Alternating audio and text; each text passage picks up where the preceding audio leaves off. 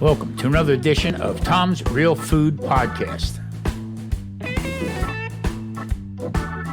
Today's podcast is brought to you by a full chuck roll. Cut your own, save it, save money. Hey, beef packers, how about lowering the price? Help a guy out, will you? Now let's get to podcast number 6. Hey everybody, welcome back. I am Tom Garvey, the Keto Cook, and today is podcast number 6 on Tom's Real Food Podcast. What I'd like to do is I'd like to touch on, I don't want to scare anybody off, okay? That's the furthest thing that I want to do, but this would be, I'm using like a virtual person who started the ketogenic lifestyle 6 weeks ago. So now you're into week number 6. You lost some weight, you're starting to feel pretty good. And the whole idea now is to, what else can I eat? All right. You're probably getting, after 6 weeks, probably getting tired of eating the same stuff over and over again. Well, now that's understandable.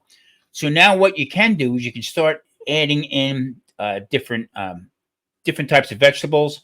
You can cook meats a little bit different. The big problem is hidden carbs. That is the problem. Like I said, you go to the store and you can see no sugar added, no sugar whatsoever. No, you really, that's why I said you got to become a label reader. And then people start to, they start to go a little bit crazy as far as, now they're starting to miss the bread or why can't I have a sandwich and stuff? So, I mean, you're not a freak if you want to have a sandwich, but you can also have like a roast beef sandwich on a lettuce. Okay, put a little mayo on there, the whole bit. Try and learn to make your own mayonnaise. Very simple. I showed you last week what it is. Now, you can add a little bit of mustard to it. You can add whatever you want, really. I've been known to make it and add chopped up pickles into it at the end, stir it around, and use it like that as a spread or a salad dressing. There again, store-bought salad dressings. A lot of hidden carbs, a lot of hidden sugars. Like we discussed before, 74 different names for sugar that they put up on labels to get away with. So I'm going to try to make this as easy as possible. I don't want to turn anybody off with this. Well, this is too damn hard to do. The whole idea is you get, as you're moving forward, you got to become a little bit more diligent with what you're eating, what you're putting up here.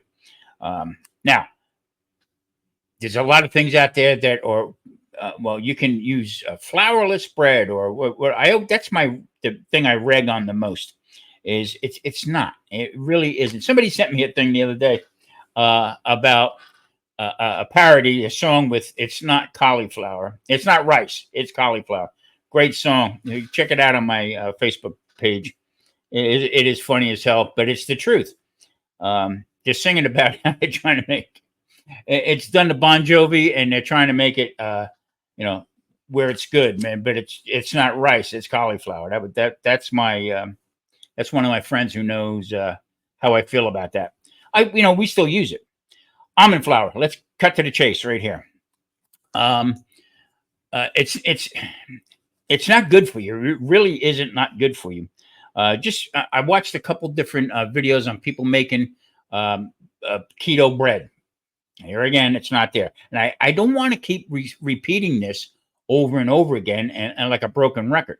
But it is not good for you. That's why stay away from it. Stay away from it. All right.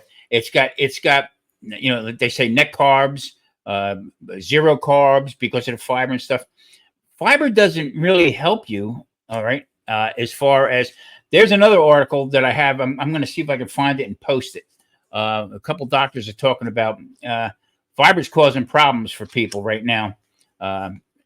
There again, you got to take it for what it is and who posted it and why. A lot of articles that you read and stuff like that could be posted by people who support vegetarians or vegans.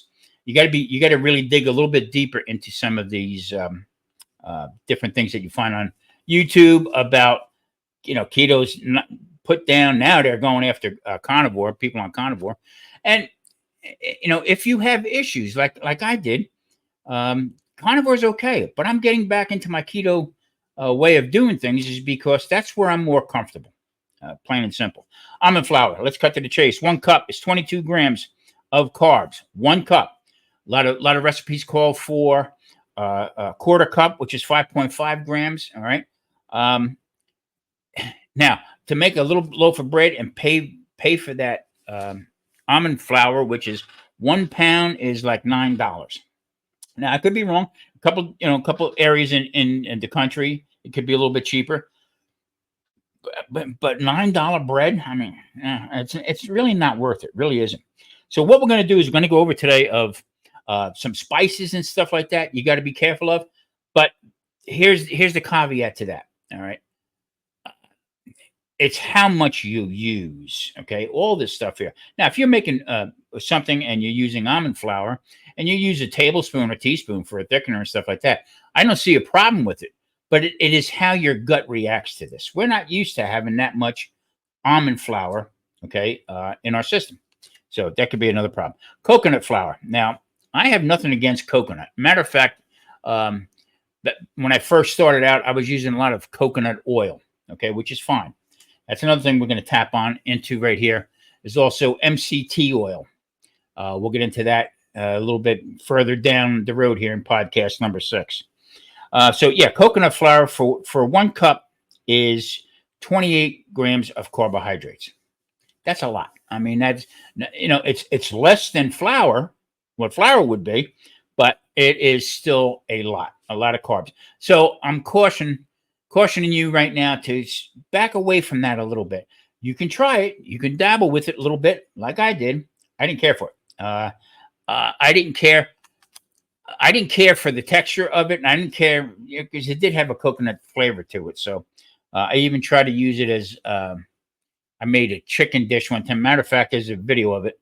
I made a chicken dish one time, and I used the coconut flour, and whew, man, it was nasty.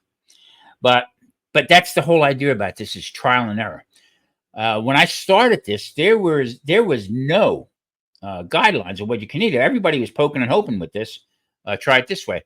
So that's why I suggest follow a couple of doctors that talk about it. Dr. Eric Westman. Matter of fact, I just watched him last night. Go over a few things. Now he is completely for keto lifestyle. If what I'm doing right now is I'm getting away from carnivore a little bit, but I'm getting back. I'm changing my style of eating of what I'm doing, and I'm getting good results. Before we get too far into the weeds and with the podcast here, now I mentioned coconut oil, MCT oil.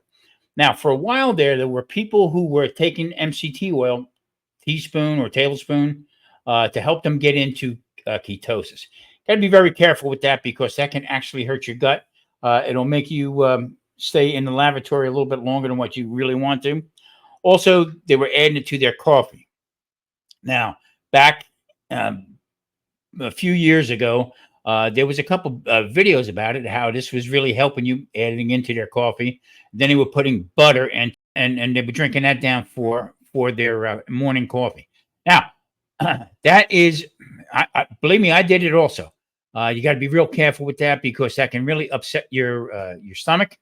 As far as, like I said, going into the bathroom, getting into ketosis that way with MCT oil, there again, a lot of money for it. It was very expensive. And also, they wanted you to have the grass-fed butter and all this stuff. So the whole idea was money. It cost you for that stuff. Did I see results with it? I don't really know. I tried to check it out a little bit further, but it bothered my stomach a little bit too much. Now, some people have no problem with it. They get used to it. And all the different additives people were putting in their coffee in the morning, to me, it was just mind-boggling. I use heavy cream in my coffee, and I'll have 2 cups. I'm good to go. You don't have to go through that hoop of the MCT oil. That's medium chain triglycerides. Okay, and it comes from coconut oil. If you want, sometimes I do cook with coconut oil. I haven't in a long time because I found my blend with avocado and olive oil, regular olive oil, not virgin olive oil. and that's what I use.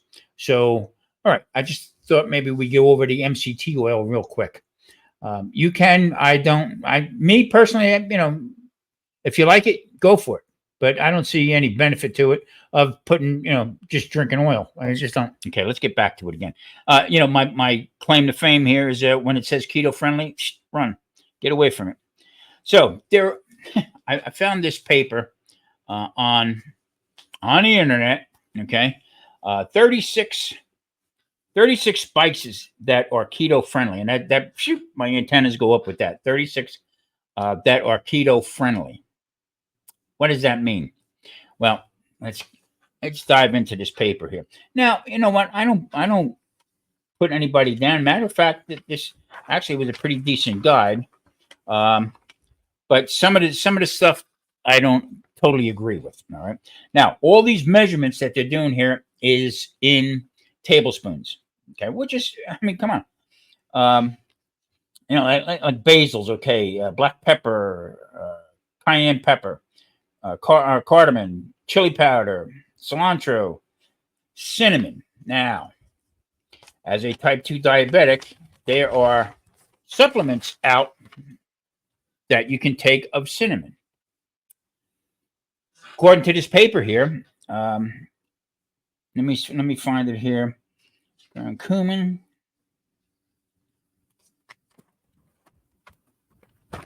Bear with me here. I'm turning papers here. I'm trying to find. Not prepared. Yeah, here it is, right here. Cinnamon has 3.5 grams of carbohydrates in it. Okay, and that is per tablespoon. Now, most recipes that I've seen or used in the past doesn't call for that much cinnamon, but I remember a couple people that had channels that I were following saying, "Oh, you can use a lot of cinnamon, and it's good for you." Well, there again, it's got carbs. Most of them all have carbs, but there again, under 5 grams is what this paper is saying. So be mindful. Be very mindful of it. Like oregano, for a tablespoon of oregano, there's 3.3 grams of carbohydrates. Now, does this add up? Sure, it does. I mean, if you're making something and you're right on the edge of 20 carbs, now, do you have to be strict 20 carbs? Sometimes you do, sometimes you don't. This is what I'm talking about right here, in this paper right here, as far as how much you're putting together. If you're just saying vegetables, and you're adding cinnamon to it, or oregano, all right, which I use a lot of, and I use Mexican oregano. I think that has a little bit better taste. You got to be mindful of it because it all adds up. And then when you get done saying, "Well, I'm not going to make that chicken no more because guess what? My blood sugar went up. My sugar spiked."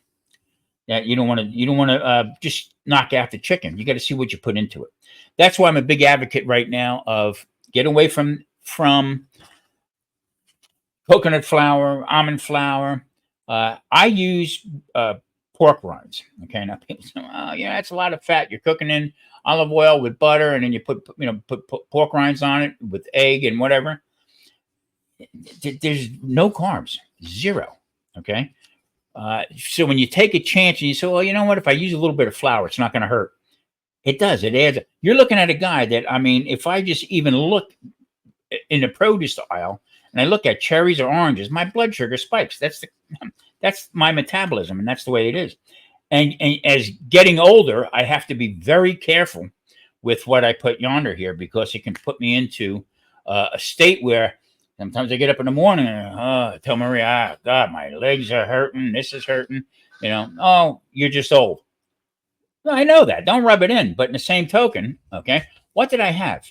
What did I have something that I didn't really check out or look at what I had the night before, or my blood sugar's high in the morning, which it has been lately for a while now. But I did get it down under 200 throughout the day. I'm like in 170s into 160s, and I'm happy with that. Let's put it that way. So now vinegars. Now I use Bragg's apple cider vinegar. I tried a couple store brands that had the same, basically the same stuff with what they call the mother in it. All right. Um, I use that a lot. Also, I use a lot of red wine vinegar. Now I did dabble a little bit with balsamic vinegar. Okay. I cook it down. Yeah, there's a lot of sugars in it. Also, there again, I knew what I was doing with it, but it did raise my blood sugar level afterwards. Not a lot, but it's just enough to make you feel very uncomfortable. So, I mean, there are some of these guides that you can look at, you can pick up. I print them out. I keep them in my little book here of most of the spices and stuff that we have on here are good. Okay, so you just got to be mindful of how much you're putting in. Now, if you're going to put 2-3 tablespoons of basil, okay, on something or in something, that's too much, way too much. So you got to be a little bit mindful of how you're doing. Now, as you've seen in the intro, I'm really, really, really, really pissed off with the meat prices. And the more I check into it and look into it, boy, they're really hurting us. They are really hurt. Now, whether you believe it's political or not, I don't deal with politics because it's not healthy for your state of mind and how you're living, because there's nothing that anybody's going to do in office is going to change things. So I talked with a store manager not too long ago, and I said, "What is going on with this stuff?" He said, "There's only four meat packers in the country. 4. Okay." He said, and they're calling the shots. I used to buy a full chuck roll. Okay. I used to get that for $50, $60, $65. And back then I thought that was sort of on the rise. Okay. This one I just bought here was $110. So, you sort of caught between a rock and a hard place to you need beef. Okay. Especially with what I'm doing. I was trying to reset, get myself back to where I was prior. Okay. You can't constantly eat chicken. And we're going to touch on that also. So I bought that piece and I cut it up. We vacuum sealed it, put it in the freezer. So now this week's video, matter of fact, let's go to the commercial. Second half of the podcast is brought to you by this Wednesday's Tom Garvey, the Keto Cook. 3 meals in 1 chuck roast. Let's get back to the podcast. Okay, so there you see. I getting ready to cut this chuck roast that I cut. It's probably about 2.5 inches thick. Now, what I'll do is I will section that out. Being that there's only 2 of us, I will take that and I'll cut it up so that when I do pan fry it or put it on my electric grill, however I am going to make that, I'll have added that one piece right there. I can probably get about three meals out of it.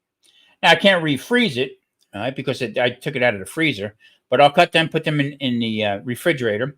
A lot of times I'll vacuum seal them so no air gets to them, or I will put them into a marinade that I make. 9 times out of 10, it is just like olive oil and garlic and some spices that I'll put in there. There again, okay, you got to be careful with how much spices you're putting on. But in the marinade, it's just going to soak in a little bit. So that's that. But the prices are ridiculous. Chicken. I bought, let's see, I bought a couple whole chickens. I did a couple videos on that on my other channel, okay, the Sunday Dinner Chef. And also, I've been buying thinly cut chicken breast. Now, one day we made it, and I looked at Marie. She looked at me. She said, "Does this taste funny?" Not that it was bad, okay? It just didn't taste like chicken. It had a rubbery texture to it, all right? It's just horrible. I don't know what they're doing to this stuff, but I tell you what, they're getting a lot of good money for it, and it's starting to really sound like that old guy sitting on the front porch. Get off my lawn, all right? But I don't know how he's doing. I don't know how younger people are doing it or managing, and that's why I would say 60% of the younger generation has fatty liver at a young age, which should be somebody over 50.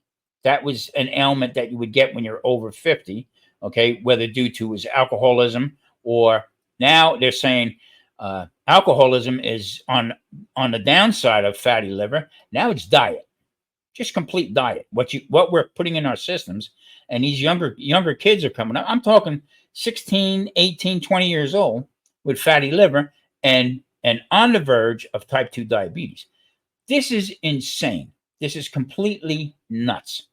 And yet, like I said in the beginning, why are they raising the prices today? What is the advantage? I mean, how many Bentleys can you have? How many Rolls Royces can you have?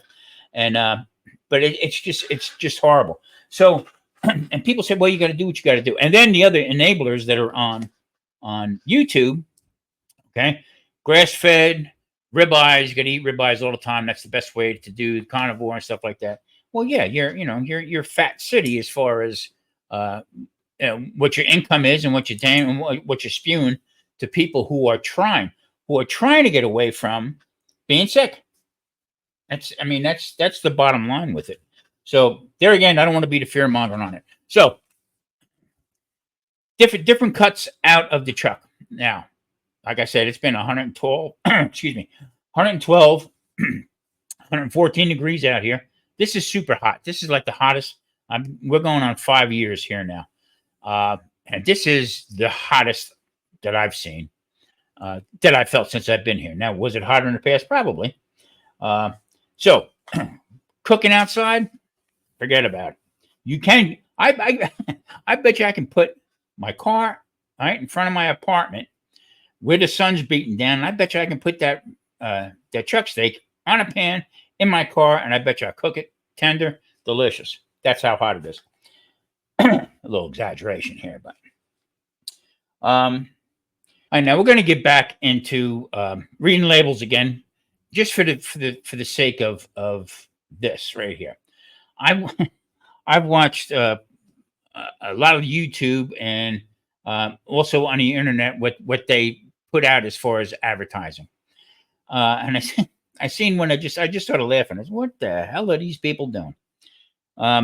Look out for ads that say 21 healthy carbs. What are you talking about? I'm a type 2 diabetic. Are you talking to me, or are you talking to somebody who just is okay with carbs? All right. That's who I think you're talking to, because I know for damn sure you're not talking to me. What are you talking about healthy carbs? A tomato. All right. Now if you want, you can break it down. A tomato has, let's see, a whole fresh one plum tomato, medium size. Okay, has five carbs. Okay, that's a medium tomato. But them carbs are made up of sugars and fructose. Okay, which is it's okay. I mean, you can metabolize that a little bit better. All right, but I mean, if you eat a lot of them, that's just for one. So if you eat 4 tomatoes, all right, at 5 carbs each, okay, you're over your 20 carb count for the day. This is what I'm talking about. All right. They don't take into consideration. And then once I read a little bit further down, it was low fat, eat less red meat, eat less meat, eat more vegetables. So I knew exactly where that was coming from. Now, let's be clear. I am not bashing nobody as far as if you're doing the vegetarian diet, okay, pescatarian, whatever you're doing, and it's working for you, continue doing it. In my eyes, there's no right or wrong way of doing anything, okay, unless it's endangering your life. Like I said before, kids 16, 17, 18 years old with fatty liver because of the junk crap food that they're eating, okay, that's a problem. And then somebody's got to address this sooner rather than later, because healthcare right now is, in my eyes, is starting to fall down the tubes. So when you see an ad, or you're on a computer and all of a sudden something will pop up about 21 good carbs or healthy carbs for you, think about it. Okay, Mostly every vegetable has carbohydrates in it. Okay, so I mean, there again, keto, uh, leafy. You can get away with a couple tomatoes here and there. Nightshades. Okay, be careful with eggplants and stuff. Um, but there again, they're low carb. But you got to understand how this whole thing works. Keep reading labels. Learn to read labels. That little thing I give you, if it's 30 carbs, okay, divided by 4 teaspoons, okay, that's what you want to really look out for. Now, there again, now moving forward, what I want to start doing is I want to start showing you what I cook, what I eat. I'm going to start putting up some different videos with that, and um, very simple, very easy to do. Um, I don't eat all day long. Okay, we just don't do it because we are full. We're satiated from what we ate the night before. Sometimes what I'll do is I will have a couple scrambled eggs around 11, 12 o'clock, and then I'll start thinking about what we're going to do for dinner and if I'm going to make a video or not on it. 9 times out of 10, I do make a video of it. So, and then we'll have that. At night, I try to shut things off at night. And this is where my downfall was also. I was saying, oh, cut everything off at 7. That's not really true because a lot of times I'll have like pork rinds or something like that. So, you're keeping everything stirred up. So, but if you do a cutoff point, okay, to get reset back into where you want to be as far as your blood sugar numbers are, I can't wait to go and get my A1C checked again. This time they're going to do an insulin test on me to see where my insulin is, because now it's getting to the point where the doctor knows what I'm doing with keto and also with carnivore. But her last words to me was, well, maybe we will put you on insulin. If I'm insulin resistant, there again, singing to the choir about healthcare and stuff. Like I said, now it's time for us to do something about it. Stand up to them. I mean, we got to stop this. The food prices, to me, is the main culprit right now because do you have to eat ribeyes every day? No, you don't have to. But have the opportunity to be able to have it, right? Without, me and my wife, we go to the store and we just shake our heads. We laugh sometimes in the meal, and people look at us like we're nuts. 2 ribeyes, okay? I forget what no bone, boneless, 2 ribeyes, probably about maybe under an inch thick, okay? $41. $41. I mean, come on. And the people who are on fixed incomes and trying to stay healthy, trying to get away from that wheel of just constantly spinning around, chasing your tail with medications and stuff. It's ridiculous. It's constantly, it's just completely nuts. Pretty soon. So the foods that are good for you naturally is beef, pork. Okay, chicken. I'm getting a little, maybe a whole chicken or something like that. Now the free range stuff and grass fed and all this stuff. So we're taking the word of the processor that this animal was actually grass fed. Well, they all do start out grass fed, okay, and then they wind up in a feedlot. But our systems are used to that kind of stuff, so you can't. I listened to a couple of doctors that don't particularly care for keto or carnivore or a low carb diet. They swing the gate around a little bit on that because they turn around and say, "Hey, they're eating antibiotics. They're giving them antibiotics. They're giving this. They're giving that." My eyes are this. We lived in North Carolina and we used to get fresh beef from a farmer, okay, and it had a different look to it. It had a different color to it. It was dry. And that was all complete grass fed. Wasn't my cup of tea because my system wasn't used to it. So, how much does that play into it? The same thing is supplements, putting supplements into your system. Now, not against them. I take them myself. As I got older, different ones I've been taking to help old bones move around a little bit. Yeah, I take them. Are some better than the others? More than likely. And when you can't afford it, you got to take the best ones that you can afford, and that's what this whole thing is turning out to be for this podcast is ways around. When I look and I go into the store and I see $41 for 2 ribeyes, I don't need to be paying that kind of money for a ribeye. Where I can get a New York strip, or I can take that chuck roll from the beginning, and I'm going to show you. Watch this week. Watch this Wednesday. What I do with that meat, and how tender it comes out, and how delicious it is. I mean, it's just so. If you know what you're doing with it, and you will get there, because now you're 6 weeks into this. All right, now you're going to start dabbling a little bit more. I use spaghetti squash. I use zucchini. There's a whole. Tonight we're having with the steak. Tonight we're going to be having asparagus. Okay, asparagus is very good for you. Not a lot. You don't go overboard. You eat till you're full. So between the asparagus and the steak that I'm going to be making, I'm good to go. You can't go wrong with it. All right. In closing, be careful of your spices, how much you put on. If it's more than two tablespoons or whatever it is that you're going to be using, cardamom or a basil or whatever, be careful with that, because that creeps up the carbs. All right. Are we strict 20 carbs? I try to be, but if I do 35 carbs, is the carb police going to come? No. So it's just how you metabolize it, how your body. You'll know how your body's working with this stuff on how you feel.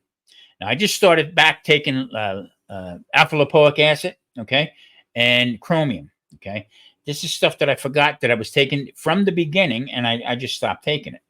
And I got to tell you, I started feeling like I was getting neuropathy in my feet. Now, there again, I'm not a doctor, and I'm not telling anybody to take this, but this is what I used to use in the past, and I started a couple days now, and I'm feeling good. I mean, I don't even know where my cane is. Let's put it that way. So, all right, everybody, listen. I hope I'm not losing anybody. I hope I'm getting my point across with my Jersey accent. Excuse me. So, tune in next week, and we're going to be doing podcast number 7. Check out this week's Wednesday. Check out the Tom Guarby, the Keto Cook. See what I got going on, how I'm breaking down that truck steak. And hey, listen, I'll see you next time. Thank you, everybody. Take care.